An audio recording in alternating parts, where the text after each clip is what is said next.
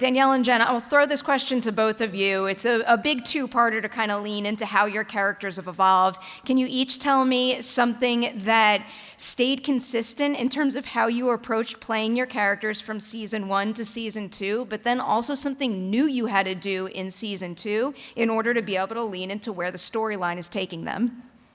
Interesting. Ooh. Go first, You go ahead. Gosh, I was hoping you would. Okay. No. Okay.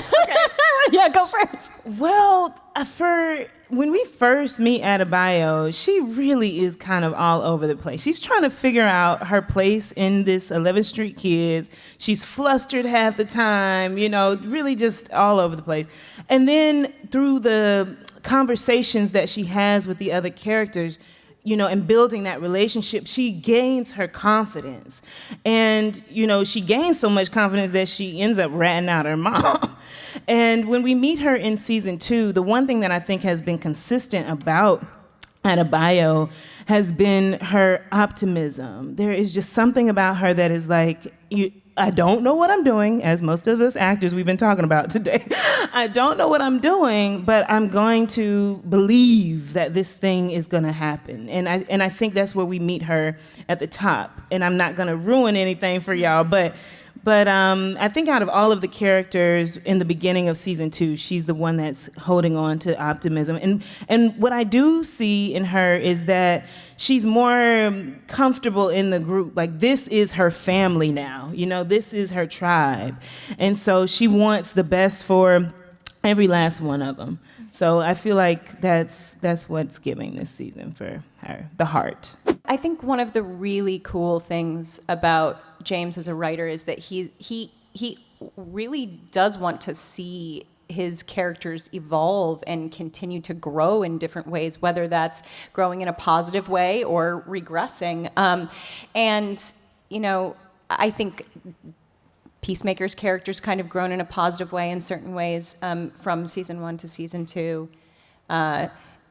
Danielle's character definitely has I think found her voice in some ways, found a strength.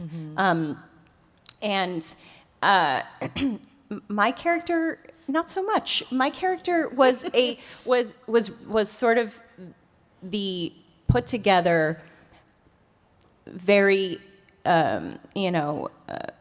capable and reasonable character in season 1, and through the course of what happens, she almost dies in season 1, and she loses her job because of something that Adebayo does at the end of season 1.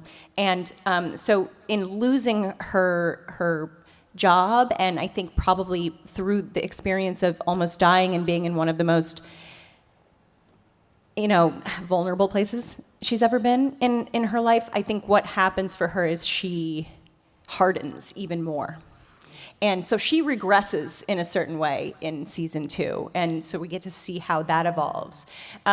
What stays the same for her is definitely that she just doesn't shy away from being honest, and she's hard. She's a hard person, and so that remains. But I think that one of the biggest things the biggest challenges I had in dealing with how she changes in season 2 was physical for me, because I really wanted the character to believably. She's just a human being. I mean, for anyone who hasn't watched the show, she's not a superhero. She doesn't have any powers. She's just a regular human being who's very capable. She's a fighter. She knows how to fight. I was very fit in season 1, but I wanted to look like I, went through rehab after almost dying and really just got really strong, so that she could never be taken advantage of again.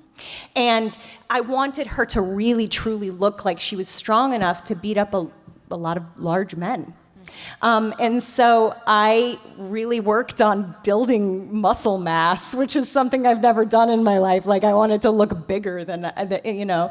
And so that was a really interesting challenge, and making sure that she physically looked like she could do the things that she does was really fun for me.